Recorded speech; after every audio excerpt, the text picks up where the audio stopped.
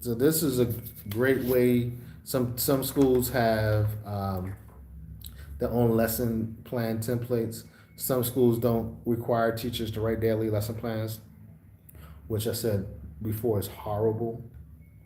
Um, and yeah, okay, but that's your lesson plan. So what I want you to do tonight is along with your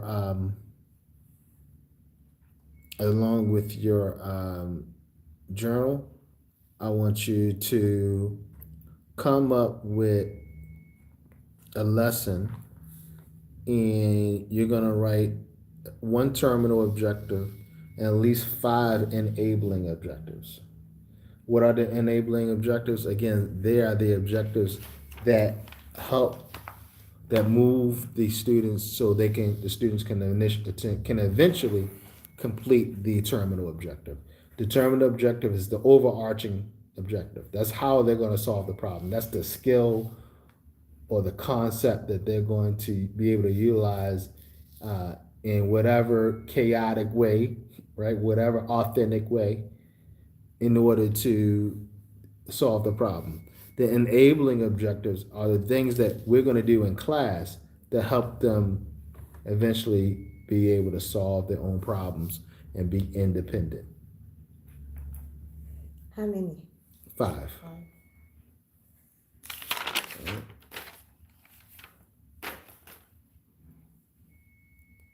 All right.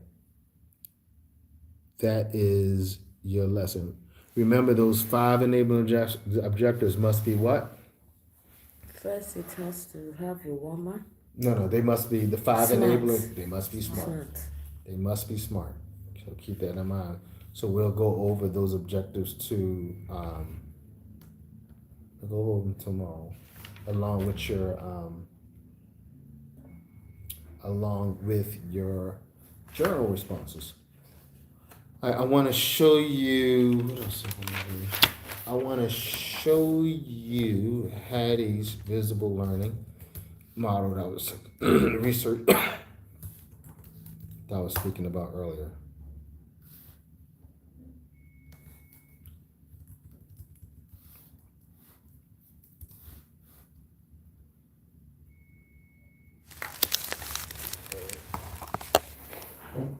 So you see, AI Review says visible learning developed by John Hattie is evidence-based approach synthesizing over 1,600 meta-analysis to identify teaching strategies with the highest impact on student achievement. It emphasizes making learning visible by having teachers act as evaluators of their impact, and students become their own teachers through the clear learning intention, success criteria, and feedback. Notice how they use the terms evaluators and synthesis. Pretty interesting, right? Mm-hmm. So let's show you a little infographic. Show you an infographic here. Yeah, here's one.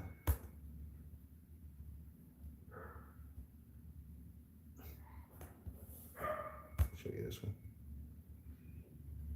If we can get a good picture of it.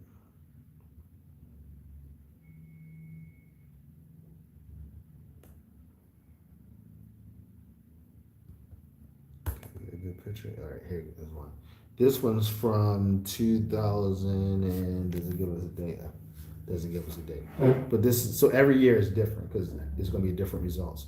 So when this year, see the red summer vacation is just a negative. Mm-hmm. Retention, holding students back, failing students, agree, is bad. Is bad? Is bad. Retention is bad. Television, bad. All right. Smartphone.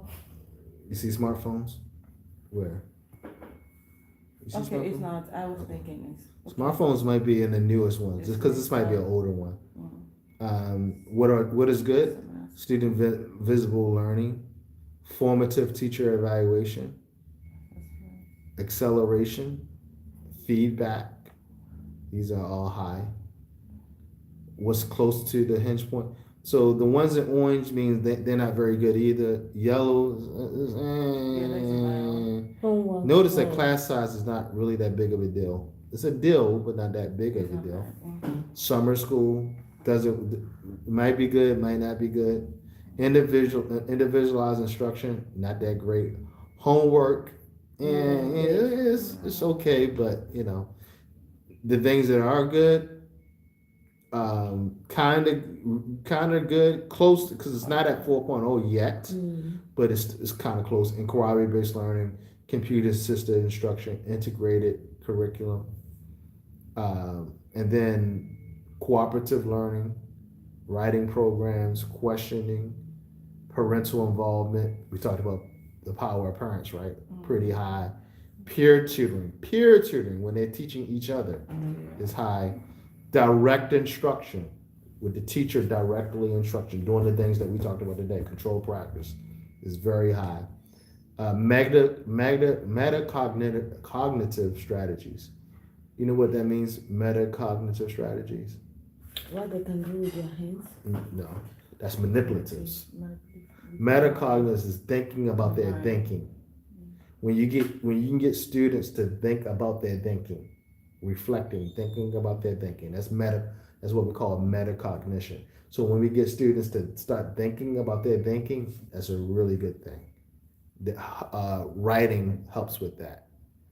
Feedback, especially in writing scenarios, feedback is extremely important. But in every learning transaction, if you can give feedback to the learner, it's a plus, because all learners want to know individually, even if they don't ask you. Some are brave enough to say, how am I doing?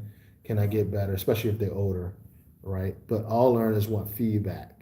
Feedback could be the difference in them continues to be a student and moving towards being a learner. Acceleration is key. Moving through, making sure that we don't, again, they don't have to be experts. They don't have to be experts in the topic. And we moving through, and they just need to know that it's relative to their life. Let's look at another one.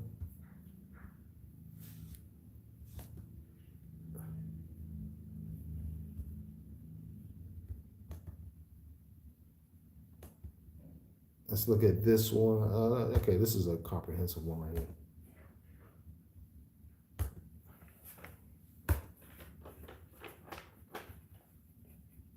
This one is from 2019, it looks like. 2019, I believe this one's from. Is that 2019? I think it's 2019.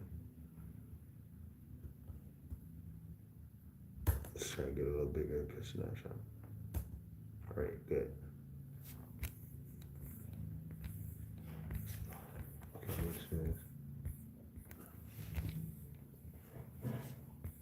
Okay, this thing is stupid sometimes. All right. So prior knowledge and background, students. Prior knowledge and background, field independence. When the student is independent, that's a good thing. So you create independence. Remember, we were talking about forest classrooms yesterday? Mm-hmm. That's the forest classrooms, the Montessori approach. These things work. Non-standard dialect use. Who cares about dialect? All right. Prior ability is important. So remember, we were talking about whether they already have prior knowledge and whether it's important or not. It's extremely important in a learning scenario, because you want to. That's why learning profile is important. Relating high school to university achievement, being able to relate things, extremely important.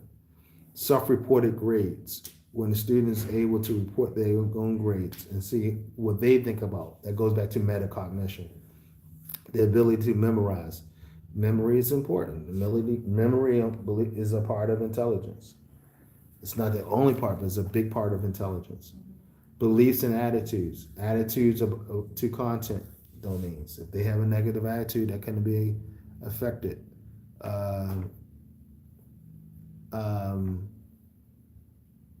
Mindfulness, morning versus evening. Where we take morning classes versus evening, doesn't really matter as long as the student's ready. Self-efficacy, right? Do they have the confidence to continue, even if they fail a class. I mean, even if they fail a quiz or they get poorly on a writing assignment, they say I can get better. That's huge. Stereotype threat. All right. So if a student feels like they're threatened in a classroom because of their skin color, because of their religion, because of their gender, whatever the case may be, that's going to affect their learning. All right. So that's why in a learning scenario, it's important that every learner in your class, regardless of your political point of view. Now, when you're a teacher, you don't like people because they're not this or you're not that. But when you're an educator, everyone that comes in your classroom is important. It's important. Everyone's important. No one's more important, and you want them to be able to solve these life problems. Let's look at math and sciences. Manipulatives is not as big as you would think. Mathematical programs, important. Science programs, that's pretty important. It's above the hedge point. Using calculators, Not good. not good. Not good. Right? It actually gives using calculators a green. Spelling programs. Spelling actually is. Spelling is actually an important thing, especially when students learn how to spell. It says a lot about their holistic approach to learning. So spelling is actually a very important thing, and look, it's pretty high up there, right? 5.8. Sentence combining programs. Again, that goes back to my theory of, don't worry about grammar as much. Reading recovery, getting students to be able to read is important. Music programs, not the most important thing, but maybe you should think about including that. Music, yeah. Music is important. Again, it's below the hinge point, but it has some value, right? Phonics instruction. Phonics instruction is extremely important to learn how to read, to sound the words out. That's a part of the reading process.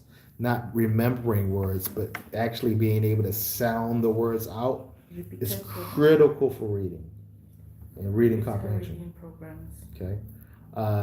Comprehension programs, big. Oh, come on. Big, right? Comprehensive instructional programs for teachers, huge. And the repeated reading programs. Reading programs, reading is key. Anything related to reading is key. Reading is everything. Writing programs, right? Because if you have good reading programs, you're not going to need as many writing programs because good readers become decent writers, right?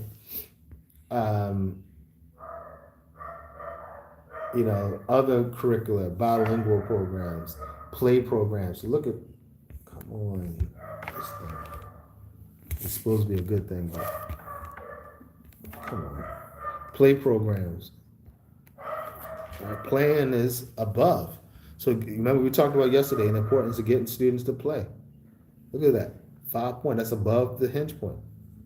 It's even more important than social skills because if they play, they're going to get natural social skills. Tactile stimulation programs. That's when they're able to actually touch things and feel things. All right. Sorry, but does this apply to KG students? All students. Okay, for example, you want a KG child to color and the child is tearing the book and is it part of learning?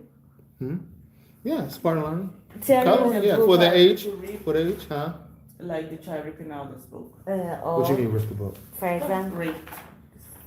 Are they coloring? What's their point? Are they trying to color or what? yeah, they're trying to The color process of and writing or he's coloring. tearing instead of coloring, tearing the book into pieces. And Well, that might be a sign that there's other things going on. There's other problems going on. If the assignment is to color the book and he's tearing the book at that age, was KG1, KG2, KG3? KG1. Yeah, I mean that might be a symbol that he may need other issues. He might need to see other issues. Seriously. So how do we meet the student meet at the same time? You gotta remember, number one, you can only do what you can do. You gotta report. It's the same thing like if you see somebody If you see somebody breaking into your neighbor's house, it might not be a good idea to go over there, Yeah. right? But you You should can call the police, right? So you got to know what's in your capabilities, right? Report. You know, I'm looking at this child every time he goes to color. He's ripping the pages out. I'm not a psychiatrist. I'm not a psychologist, but based on knowledge of my knowledge, I education. think this is something that should be addressed with an expert. Mm. Why is he? That's typical. Are the rest of the kids pulling pages out of the book? Are all the kids tearing pages out of the book? No. So you know, common sense would say this is a behavior that's a variance, and it needs to be addressed. And I'm not a psychologist. That's one thing too. Again, I think I mentioned this yesterday. You're not everything. You know this nonsense. A teacher is the mommy, the daddy, the social worker, the police. No, you're not. You are the educator in the classroom. Your goals is to meet those standards that you set to get them to that destination. You're not all that stuff. You're not. And if you try to be all those things, now you are moving outside of your lane. Operate, stay in your lane. Be the educator. Don't try to be the psychologist. Don't try to diagnose kids. I see a lot of teachers. I got your kid has ADHD, or your kid has hyper this and that, and your kid giving medical advice. No, that's not your job. Your job is to help that student meet that destination that was set out at the beginning of the year. And so the big question to ask is, at the beginning of the year, do you communicate to parents and the students what their destination is? Because that's a big part of the issue too. We don't tell and communicate to parents and learners, here's where I would like you to be by the end of the school year in June.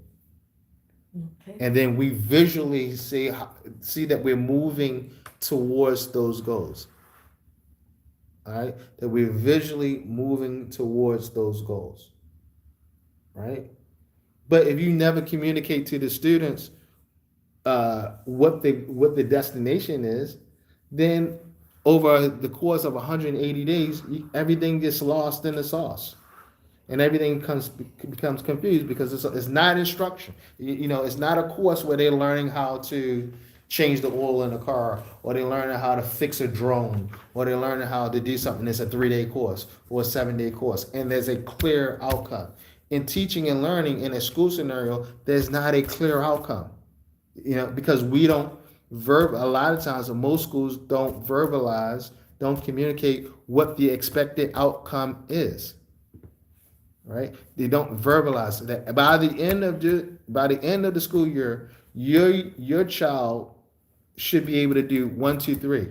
When they're a little bit, even KGs, you can say, all right, boys and girls, in the school year, by the end of the school year, we're going to be able to do 1, 2, 3.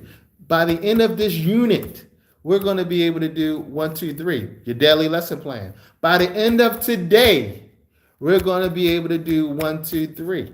We're moving, and you know it's good. Again, people love infographics. Infographics. Put it on the board. A little person riding a bike or walking or hiking, and they're moving towards their destination, and they can visualize. Oh, I'm moving towards my destination. But a lot of times, things get really cloudy because we don't communicate what that destination is, and a lot of times most people simply don't know. Most teachers don't know what the destination is because they haven't sat down to look at the yearly academic plan. They're not sitting down. They're not sitting down with their coordinators to say, okay, this is the plan. They don't have a sit team. Does your school have a sit team? You know what a sit team? A sit team is a school improvement team. And they are looking at these issues, and these are made up of teachers, typically headed by the vice principal or the principal, and they make recommendations to the principal about how the school should operate. In a well-ran school, the principal is the boss. However, the sit team runs the school because they give recommendations to the school to the principal, so the principal can make informed decisions. right? In a well-ran school, your teachers are running the school, and from the aspect that the teachers are advising the principal, and the principal are taking in strong consideration the teacher's advice on the sit team. Like for instance, it's the sit team that selects the textbooks, not the principal. So the principal will say, okay, guys, I got Cambridge coming, I got Pearson coming, and I got National Geographic coming. They're going to give you a presentation, all right? And then you question them, you grill them, you ask to see the book, you look at the book for a couple weeks, and then by this date, I want you to give me a recommendation of what book you think we should buy, right? But you know what happens? You know what happens? You know how books get selected? Whoever gets the cheaper price, or whoever has a relationship with the owner, whoever if you're friends with the principal's friend with the salesperson, or sometimes it's I walk into a school and hey, Dr. Ray, and which book should I buy? What do you mean? Don't put that on me. All of it, and because every single time I say all these books are good because these are major vendors, they are major publishers, and they all are using research. The question is whether it's good for your school. So what are the standards? Let's go back, look at your vision statement, go back, look at your mission statements, go back, look at the standards, look at your curriculum and see if it fits. But the teachers should be making those decisions. However, or the educators should I say, should be making those decisions. But most of the schools, most schools don't have don't have educators, they have teachers. Right? And in some cases, a lot of schools don't have even teachers, they have instructors, right? So, you know, to answer your question, um, when you have a kid, a young person, a learner who's acting beyond the scope of what is good or bad, because they could be gifted and talented too. Mm-hmm. Right? They don't have to just be bad, or they don't have to have a medical condition or a learning disability. They could be gifted and talented. So, are you going to allow a student who is gifted and talented, who really probably if they're in the third grade, probably should be in the sixth grade because they're that good? Are you just going to let them linger in the classroom? But also keep in mind, you don't have a lot of power in that regard either. Right? All you can do is report. It's like the same thing. You see your neighbor's house being broken into. Yeah, I don't want you walking over there and confronting the robber, but you definitely can take a picture. You definitely can call the police. You definitely, can get the license plate, get the description, write it down, right? So my point is, do what you think is best, and know your role. Know your role as an educator and get trained. Aspire to get as much training you possibly can, knowing things like this, so you can speak intelligently, right? Look at family resources, family on welfare state. This is from this like government assistance. Yeah, poor people have a big problem when it comes to teaching and learning, because they have a lot of other issues to deal with, right? When you're hungry, you're not thinking about no daggone Romeo and Juliet, or whether or the comma is not in the right place, right? That's the last thing in your mind. Non-immigrant background, that means illegal status. If you're illegally in the country, you got other words about parent employment, social economic status, social economic. Notice that's above the hinge point. And we know if you are coming from a stronger social economic status, you have more resources, right? So as a teacher, you have to know that if you're teaching poorer kids, you have to know going into the game that that's a disadvantage for those kids. If you're teaching richer kids, that's an advantage. The family that I go to tutor, they're pretty well off. So those kids have advantage. They get Dr. Ray gets to come in and talk to them for 2 hours a day and teach them and talk to them about stuff, right? That another person who lives in another neighborhood couldn't afford me, right? Um, school. Look at school. Where they have collective teacher advocacy. You remember I talked to you about that? Look at how big that is. 1.3. That's over 100%. Over above three times above the hinge point. Principal and school leaders. They are important. Your principal and the school leaders are important. They can make or break a school. School climate is extremely important. All right. School resources, finances, not as important. If you got good teachers, but but weak finances, you can still get through.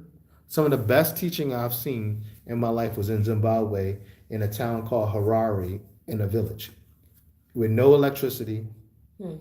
and basically a hut. Hmm. I've seen some of the best teaching, I've ever seen. Kids walking to school on a little dirt road. I was about to cry. I was like, man, it's amazing teaching going on. Students listening to the teacher, engaged. I mean, like everything that I talk about was going on in this clay hut in a town, in a little village in Zimbabwe. In a mud house. And then I go into some fancy school, 50 million real building, $50 million building, swimming pools, computers all over the place, and nobody's learning a goddamn thing. Nobody, teachers don't care. Teachers coming to go. Class starts at 8 o'clock. Teachers rolling in at 8:15. Right? Students all over the place. Students don't care. Teachers don't care. Administrators don't care. Nobody cares. Right?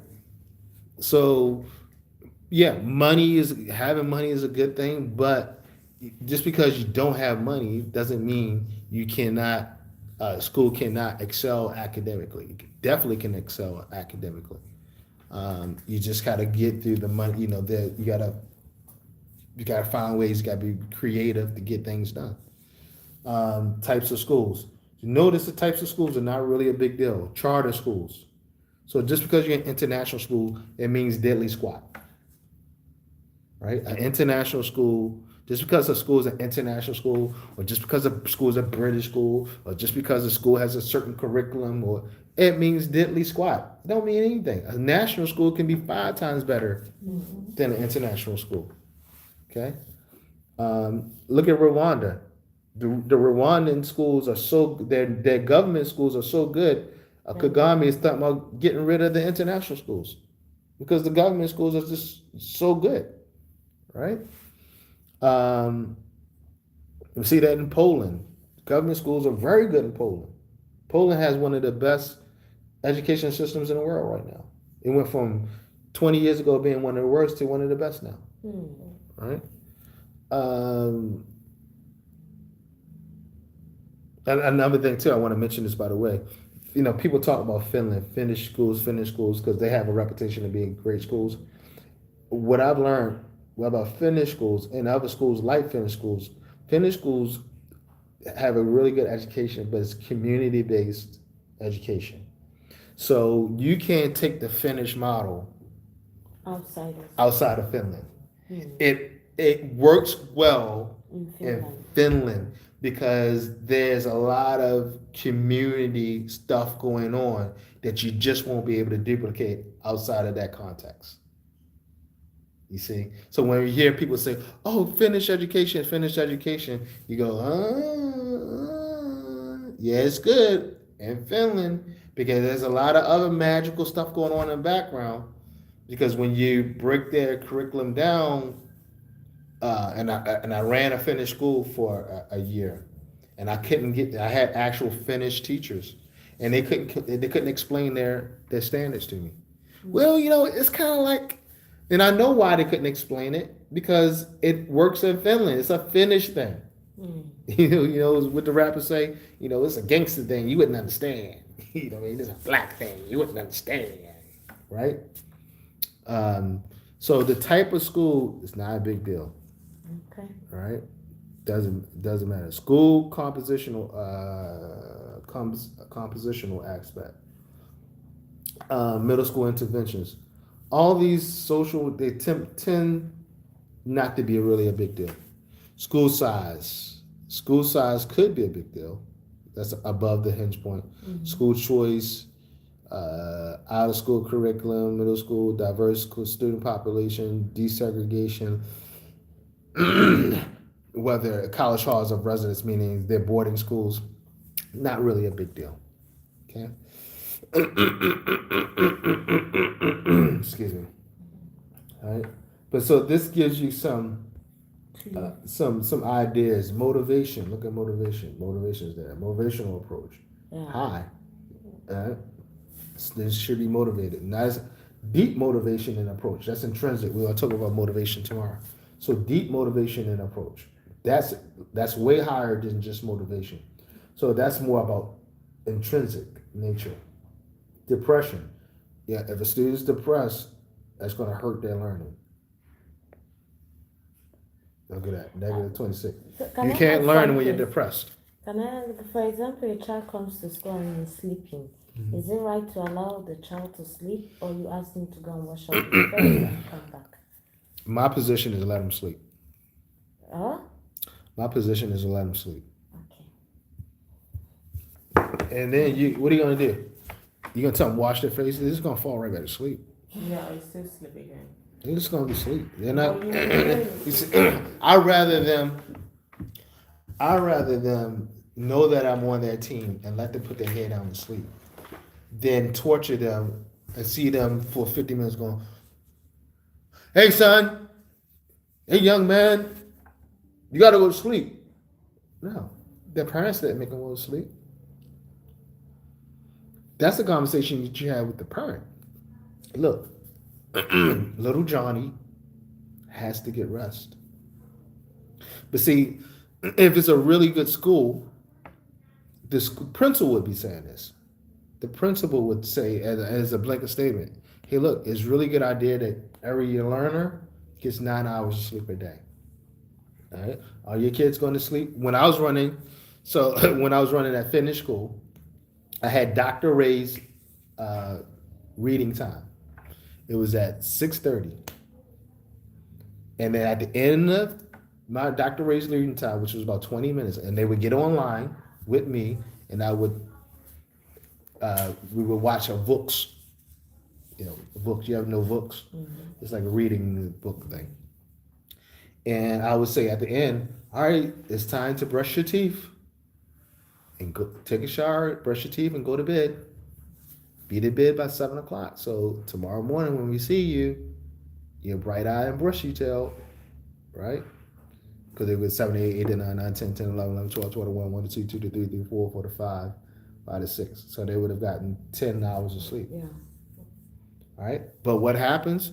You go in the malls here at 11 o'clock, you see little kids Yeah, playing on a Sunday night, on a Monday night, running around the mall. That's the same little kid that's going to be it's going to be sleep. You got to get up by 6 o'clock, 6:30. He's going to be tired. You cannot learn when you're tired. You cannot learn when you're tired. So I'm not going to punish that kid because their parents didn't put him to sleep. When I was a kid, I didn't know what 9 o'clock was until I was 14 years old. You understand what I'm saying? I didn't know what 9 o'clock was. 9 o'clock? I was asleep for 2 hours by then.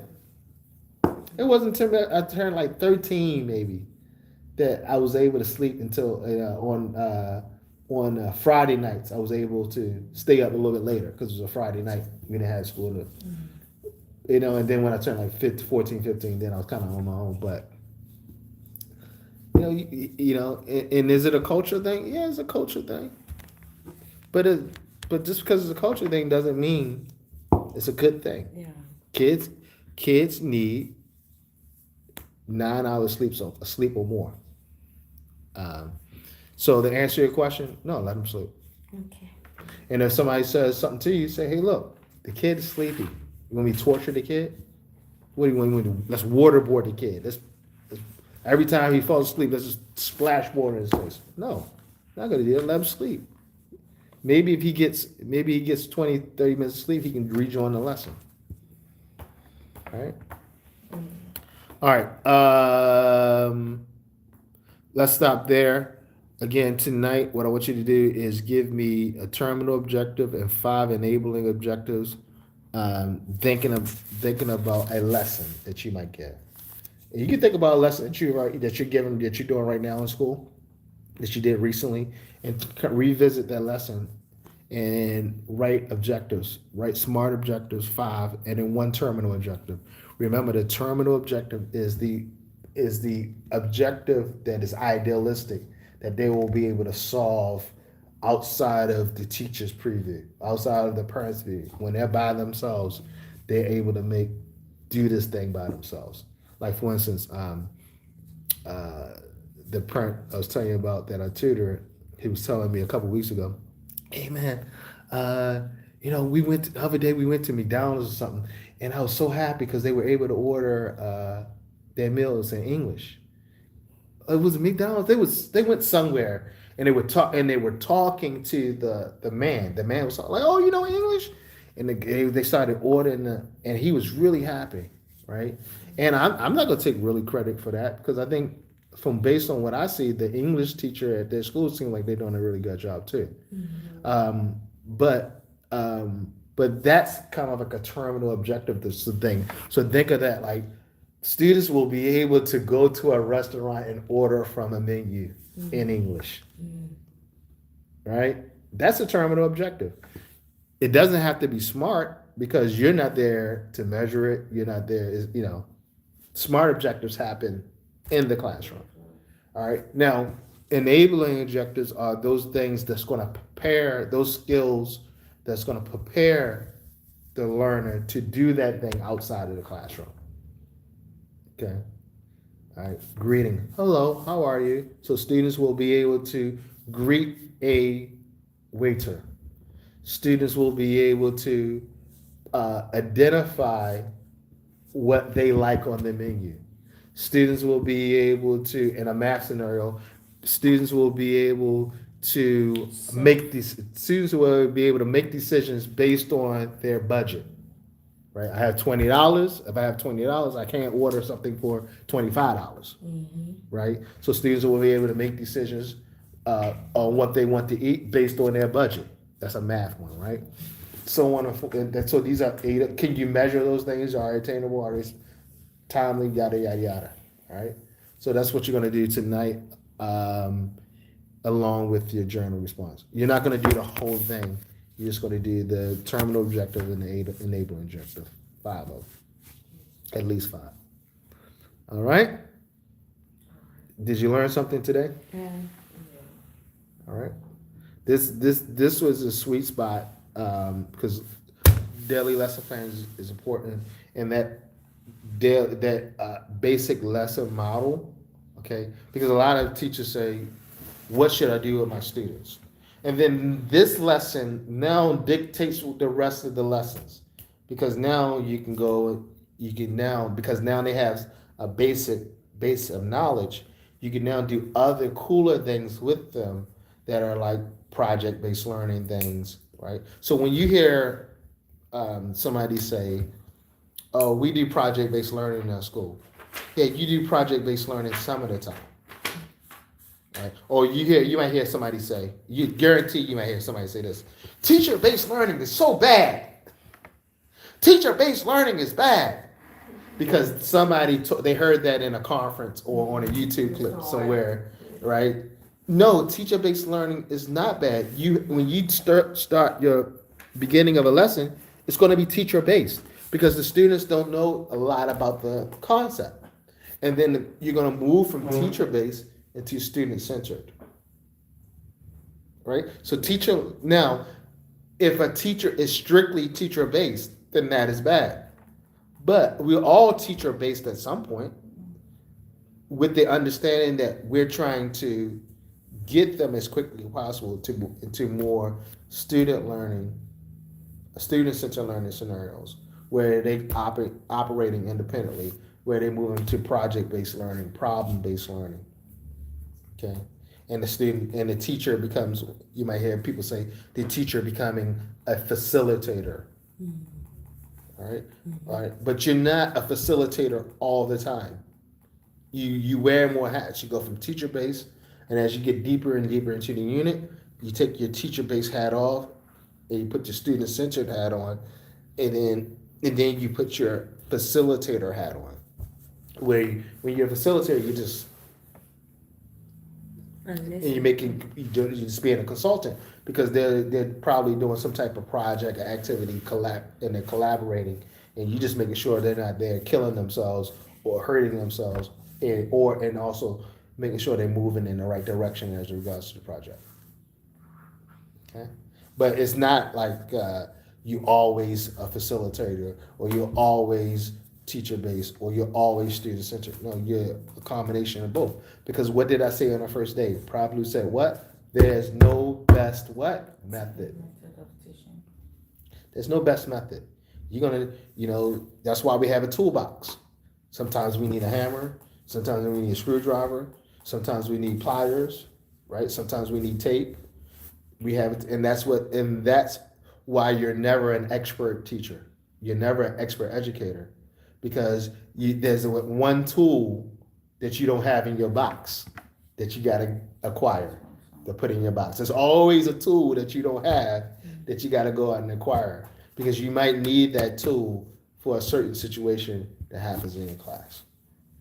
All right. So no one's an expert educator. No one. It doesn't exist. You might be a researcher. Research and education, research and teaching are two different things. You can do all the research in the world, but if you can't apply that research in meaningful ways, it means nothing. And it happens all the time. Oh, he's a researcher. He researches all this stuff in pedagogy. Okay, but has he ever taught in the classroom? And oh, yes, he has. When's the last time you've been in a classroom? 25 years ago? Get out of here. Okay. All right, guys. See you tomorrow. Thank you. You're